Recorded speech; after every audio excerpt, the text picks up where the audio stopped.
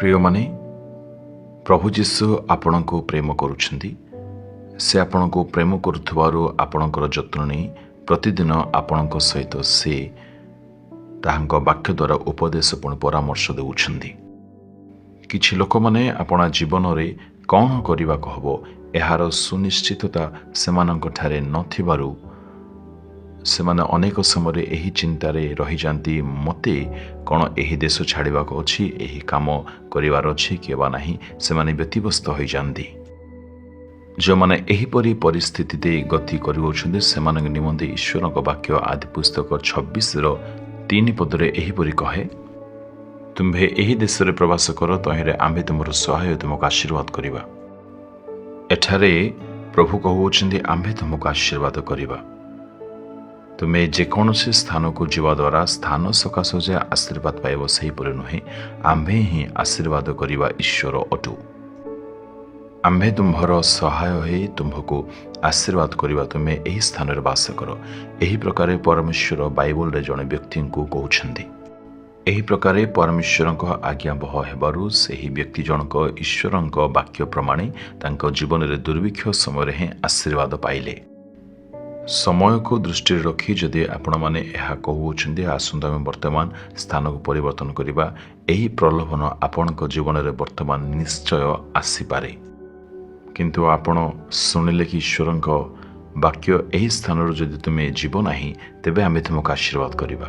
ପ୍ରଭୁଙ୍କ ପ୍ରିୟ ଲୋକମାନେ, ଆଶୀର୍ବାଦ ପାଇବା ନିମନ୍ତେ ସ୍ଥାନର ପରିବର୍ତ୍ତନ କରିବା ଦ୍ୱାରା ତାହା ହୁଏ ନାହିଁ। ଈଶ୍ୱରଙ୍କ ବାକ୍ୟ ଯଦି ଆମ୍ଭେମାନେ ଆପଣା ଜୀବନରେ ପାଳନ କରିବା, ଆଜ୍ଞାବହ ହେବା, ଆଶୀର୍ବାଦ ନିଶ୍ଚୟ ପ୍ରାପ୍ତ ହେବା। ଏଠାରେ ଆମ୍ଭେମାନେ ଏହା ପଢ଼ିଲୁ, ପ୍ରଭୁ ଆମମାନଙ୍କୁ କହିବା ପାଇଁ ଚାହାନ୍ତି ତୁମ୍ଭେ ଆମ ବାକ୍ୟ ଅନୁସାରେ ଯଦି ରହିବ ଆଶୀର୍ବାଦ ପାଇବ। ଏଥିପାଇଁ ଯୀଶୁଙ୍କ ସଙ୍ଗରେ ରହିବା ଆମମାନଙ୍କ ପାଇଁ ଆଶୀର୍ବାଦ ଅଟେ। ଏହି ସେବା କାର୍ଯ୍ୟ ଦେଖନ୍ତୁ, ଯୀଶୁଙ୍କ ସଙ୍ଗରେ ଚାଲିବା ଛୋଟିଆ ଗ୍ରାମରେ ଏହା ଆରମ୍ଭ ହୋଇଥିଲା। କିଛି ଲୋକମାନେ ଏହିପରି କହନ୍ତି ଏହା ଗ୍ରାମରେ ଅବସ୍ଥିତ ହୋଇଥିବାରୁ ପରମେଶ୍ୱର ଆଶୀର୍ବାଦ କରୁଛନ୍ତି, କିନ୍ତୁ ପ୍ରଭୁଙ୍କ ଲୋକମାନେ ଏହା ସତ୍ୟ ବିଷୟ ନୁହେଁ। ସେବା କାର୍ଯ୍ୟ ଗ୍ରାମରେ ହେଉ କିମ୍ବା ସହରରେ ହେଉ, ଏହା ଆମମାନଙ୍କ ଦ୍ୱାରା ସ୍ଥିରୀକୃତ ନୁହେଁ ଯେ ଆମେମାନେ ଆଶୀର୍ବାଦ ପାଇବା। ଈଶ୍ୱରଙ୍କ ବାକ୍ୟ ଅନୁସାରେ ଯଦି ଆମେମାନେ ରହିବା ତେବେ ଆଶୀର୍ବାଦ ନିଶ୍ଚୟ ମିଳିଥାଏ। ମୁଁ ସହରରେ 12 ବର୍ଷ କାଳ ରହିଲି, ସେହି ସ୍ଥାନରେ ହିଁ ଆତ୍ମିକ ଭାବେ ବଢ଼ିବାକୁ ଆରମ୍ଭ କଲି। ପୁଣି ପରମେଶ୍ୱର ମୋ ସହିତ କଥାବାର୍ତ୍ତା କରିଲେ, ପୁଣି ମୋତେ କହିଲେ ତୁମେ ଆପଣା ପୂର୍ବପୁରୁଷମାନଙ୍କ ସ୍ଥାନକୁ ଯାଅ, ସେଠାରେ ତୁମେ ସେବା କାର୍ଯ୍ୟ କର। ତହିଁରେ ଈଶ୍ୱରଙ୍କ ବାକ୍ୟ ପ୍ରମାଣେ ମୁଁ ଆପଣା ନିଜ ଗୃହକୁ ଫେରି ଆସିଲି। ତେବେ ଈଶ୍ୱରଙ୍କ ବାକ୍ୟ ପ୍ରମାଣେ ମୁଁ ଆପଣା ପୂର୍ବପୁରୁଷମାନଙ୍କ ସ୍ଥାନକୁ ଫେରି ଆସିଲି। ପ୍ରଭୁଙ୍କ ଲୋକମାନେ, ସବୁଠାରୁ ବଡ଼ ବିଷୟ ହେଉଛି ଆମ୍ଭେମାନେ ଆପଣା ବୁଦ୍ଧି ଖର୍ଚ୍ଚ ନ କରି ଈଶ୍ୱରଙ୍କ ଆଜ୍ଞା ପାଳନ କରି ବଞ୍ଚିବା ଅଟେ। ଏଣୁ ସେ ପ୍ରତିଜ୍ଞା ଦେଇ ଆମମାନଙ୍କୁ କହିଅଛନ୍ତି ଆମେ ତୁମ୍ଭ ସଙ୍ଗରେ ରହି ତୁମକୁ ନିଶ୍ଚୟ ଆଶୀର୍ବାଦ ପ୍ରଦାନ କରିବା।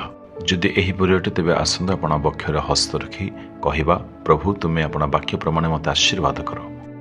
ପ୍ରଭୁ, ମୁଁ ସେହି ସ୍ଥାନରେ ରହିବି ଯେଉଁଠାରେ ତୁମ୍ଭେ ମୋତେ ରଖିବ। ଯେଉଁଠାରେ ତୁମେ ମୋତେ ରଖିବା ପାଇଁ ଚାହୁଁଛ ମୁଁ ସେହି ସ୍ଥାନରେ ହିଁ ପ୍ରବାସ କରିବି।